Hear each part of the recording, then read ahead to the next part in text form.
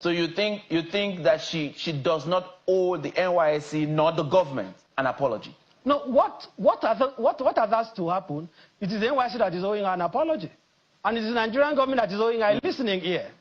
The woman who called to threaten her, we will have to look at that, the legality of that, and the possible legal consequence for that. We cannot accept for Nigeria to be a banana republic. Right? Because even under the act, what is the worst that they can do? What is the worst that they can do? Assuming that a court member even violates the bylaw, maybe 1 month extension, but in this case, she has not even violated anything. And you are calling to threaten her. The woman is not the spokesperson of President Tinubu. If somebody says Tinubu is a terrible president, is that not a statement of facts for which millions of Nigerians are in agreement? And they say, why did you say Lagos is smelling? Lagos is stinks and whatever. Why do we have Loma in Lagos? When you make such a statement, Barrister, when you make such a statement about the president, do you have evidence to substantiate all that you have said?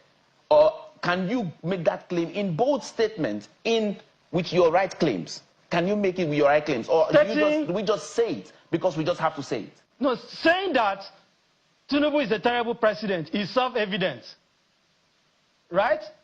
It's self-evidence. So self-evidence, do you use self-evidence in the courts? I mean this...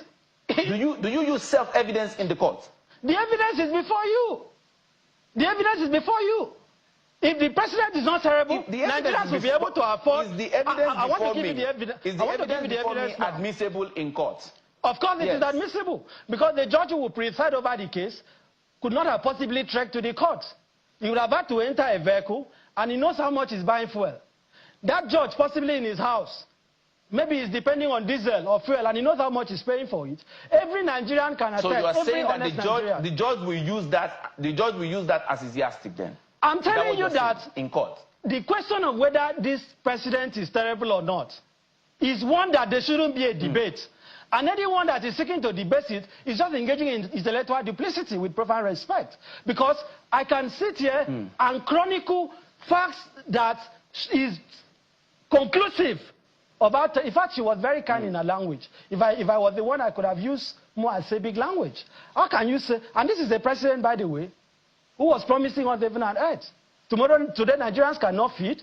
Look at the cost of data that has been increased. You can't even have access to internet. The cost, the electricity tariff has been increased. Our naira, our exchange rate is nothing to write home about. Healthcare, nothing to write home about. The war on corruption, the president has not fought it. Austerity, Nigeria is going through a very difficult phase, but you are spending billions, and they keep saying, oh, be patriotic, love Nigeria. Core members should love Nigeria. But the president is so patriotic that he needed a new aircraft to be able to fly around. They are so patriotic, he had to spend billions to build a new lodge for the vice president. Who is paying for the lodge that core members are staying? Who is paying for the transport fare that core members are using to go to work? Why is it that when we speak about patriotism, the man is only made of the Nigerian people and never of our leaders?